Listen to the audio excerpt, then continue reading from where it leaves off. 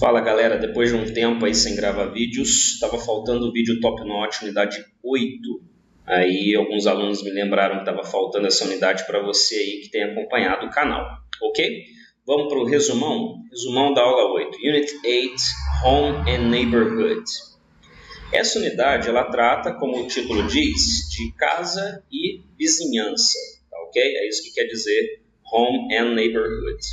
A gente começa a unidade com um vocabulário bem basiquinho, onde você tem buildings, que são as construções.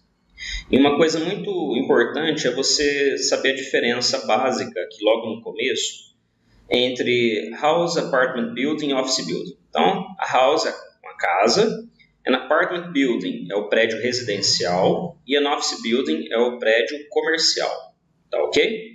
Aqui o conceito de floor também, que são os andares, ok? Primeiro andar, segundo andar, terceiro andar. First floor, second floor, third floor, ok? O restante é só pegar o vocabulário e abaixo começa a gramática. A gramática nada mais é, se você está acompanhando o Top Notch, esse livro que é muito joia, você já viu na unidade 6 e 7 o uso de do e de does para fazer perguntas, ok? O que acrescenta aqui é o verbo live e o verbo work, né? Morar e trabalhar, para a gente conseguir fazer as perguntas sobre onde você mora, onde que seu irmão mora, onde que sua mãe trabalha e assim por diante. Prepositions. Sobre prepositions, o que a gente tem aqui? A gente tem a preposition in, que eu costumo falar para os alunos que isso aqui eu uso para lugares não específicos. Ou seja, aqui eu tenho in an apartment, em um apartamento.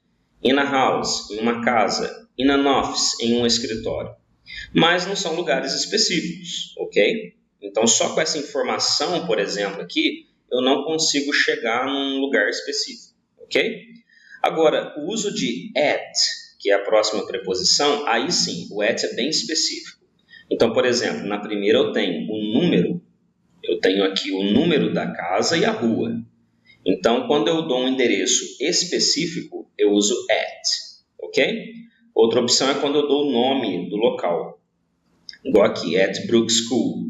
Então, eu estou dando o nome da escola, então é super específico, então eu utilizo at, ok? Por último, eu tenho on, que eu uso para street, avenue e floor, ok? Então, no caso aqui, eu uso para rua, avenida, andar, tudo que for superfície plana, a gente costuma falar que a gente usa o on, ok? Para as preposições. Tem um exercíciozinho aqui para vocês fazerem. Depois o linking sounds, que relembra que eu grudo, né? Sempre que eu puder. Igual aqui na realidade eu tenho vários links. Eu tenho she works in an office. Então, na hora de pronunciar, a gente tem que grudar tudo isso. Existe o áudio do site, você pode acessar lá o áudio original do livro e ouvir. Mais vocabulário aqui de lugares, né, na vizinhança. E a gente foca aqui a preposição near. Near quer dizer próximo ou ao redor de, ok? Então a gente tem que discutir aqui que coisas tem próximo da minha casa, do meu apartamento. Tem uma conversação onde uma pessoa pergunta se o outro mora longe de onde eles estão. Do you live far from here? Aí o about, a pessoa está dizendo, mais ou menos 15 minutos de ônibus. Então o about serve para isso. About 15 minutes by bus.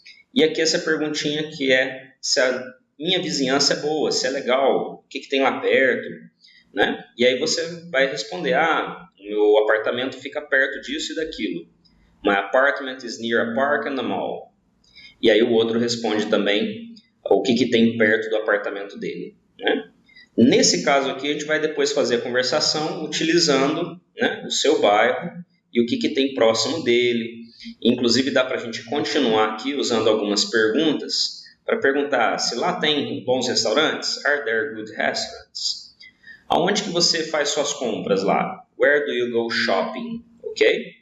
Ou então, aonde que você trabalha? Where do you work? Ok? Então, dá para praticar essas perguntas antes da aula já, para você já ir bem treinado. Lesson 2. Lesson 2 a gente está vendo partes da casa, rooms, que são os cômodos.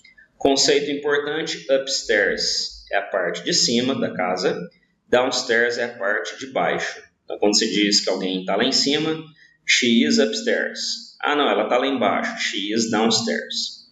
Eu uso in para falar dos cômodos, Por exemplo, the closet is in the bedroom, ok? Então, the sofa is in the living room. A gente usa sempre in para essas partes, ok? Para dizer que é dentro de algum cômodo. Gramática, nessa parte aqui a gente fala de there is, there are, ok? O there is ele pode ser abreviado, você transforma ele no there's, e ele serve para coisas no singular. Geralmente ele vem acompanhado dos artigos a e an, ok? Então, quando eu digo que tem um quarto pequeno lá embaixo, eu vou usar there's a small bedroom downstairs, ok? Porque é singular. Ah, não tem. Então, você vai usar there's no kitchen, como é o exemplo daqui, ok? E se eu quiser fazer uma pergunta, aí eu vou fazer a inversão. Então, em vez de falar there is, eu vou falar is there? E aí, como é singular, tem que ter o artigo a ou an, depende da vogal, da consoante. Is there a balcony? E os short answers, que é yes, there is, no, there isn't. Se eu for perguntar algo no plural, aí eu vou usar there are, ok? Então eu uso there are with plural nouns. Aí pode ver que o a e o an some e você começa a ver palavras no plural, ó. Bedrooms, windows, elevators, ok? Mesmo esquema. Ah, tem 3 quartos grandes lá em cima. There are 3 large bedrooms upstairs. Ah, não tem elevadores. Então é plural, eu vou dizer there are no elevators, ok? E se eu quiser perguntar, vou fazer a inversão também. Em vez de there are, eu vou falar are there. Are there closets? Eu tenho os short answers, yes, there are, no, there aren't. Então, isso no português seria o verbo haver, ok? Só que a gente não usa o verbo haver direito no português. Ninguém fala há um livro sobre a mesa. Todo mundo diz que tem um livro sobre a mesa. Então, nesse caso aqui, no inglês, a gente fala isso certo. A gente usa o have só para posse, tipo I have a car. E a gente usa o there is e o there are para dizer que as coisas existem em um determinado lugar. Por exemplo, na minha casa existem 3 quartos, ok? Então, eu vou usar o verbo there is e o verbo there are para fazer isso. Se eu quiser perguntar quantos, eu tenho o how many, que é a expressão que quer dizer quantos, e eu trabalho sempre com o plural. How many dá a ideia de plural, bathrooms com Szinho aqui, que é o plural, e are there, que é plural. Então, não use is there quando eu pergunto quantos, ok? Outra opção é você perguntar how many bedrooms do you have? Aí aqui eu tenho uma pessoa, que é you. Então eu consigo usar o auxiliar do e o verbo ter. Então eu estou perguntando quantos quartos você tem, né? Então aí eu posso usar as duas formas. Para responder tanto faz. Eu tenho o there are, para dizer que tem 2 banheiros na minha casa, ou que nós temos 3 quartos, um exemplo. Então eu posso usar we have. Aí você que determina o que fica melhor na hora de responder. Exercício gramatical, aqui tem um exercício de áudio que vocês vão fazer em sala, ou pode baixar o áudio da internet para você fazer. E aí uma conversação simples, onde ela pergunta se a pessoa mora numa casa ou num apartamento, usando o verbo live. Do you live in a house or an apartment? A pessoa responde an apartment, e aqui tem uma pergunta importantíssima. What's it like? Quando eu uso o verbo to be, que é o is, e o like juntos, eu estou pedindo uma descrição. Gravem isso. Estou pedindo para você descrever. Descrever o quê? No caso, descrever o apartamento que a gente está conversando. E aí você vai descrever para mim. Você vai dizer o que tem lá. No caso aqui, ó, no plural, lá, there are 3 large bedrooms and it has a large kitchen. Então tem 3 quartos grandes e uma cozinha grande. Aí a pessoa usou sounds nice porque ao ouvir a descrição ela achou muito interessante o apartamento. Então a gente usa essa expressão sounds nice quando você ouve algo legal. Então você usa sounds nice. A conversação vai envolver você perguntar para os seus colegas se eles moram numa casa ou apartamento e pedir para descrever usando essa perguntinha what's it like, ok? Então não confunda esse like com o verbo gostar, ok? Não é o verbo gostar. Para adicionar, agregar a conversação, a gente tem o don't stop, que você pode perguntar aqui que tipo de coisas tem. Então, por exemplo, eu uso is there no singular. Então eu posso usar is there a TV? Ou are there plural. Are there TVs? Você pode perguntar tanto no singular como no plural. E aqui o how many sempre no plural. How many TVs are there? How many cars are there? E aqui você pode também usar does your house ou does your apartment have? E aqui você vai escolher o que. Então, por exemplo, does your house have a garage? Does your house have a garden? Aí você vai improvisando, né? Que essa é a proposta do livro Top Notch, improvisar sobre esses modelos de conversação. Então, essa é a Lesson 2. Lesson 3. Lesson 3, a gente vai falar de mobília e eletrônicos. Então, a gente tem furniture, que é a mobília, e appliances, que são aparelhos eletrônicos da casa, ok? Seriam os eletrodomésticos.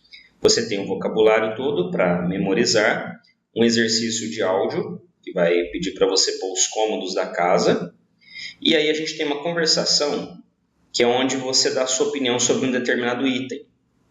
Então aqui, this is a nice sofa. Este é um sofá muito legal. O this é porque eu estou apontando e mostrando.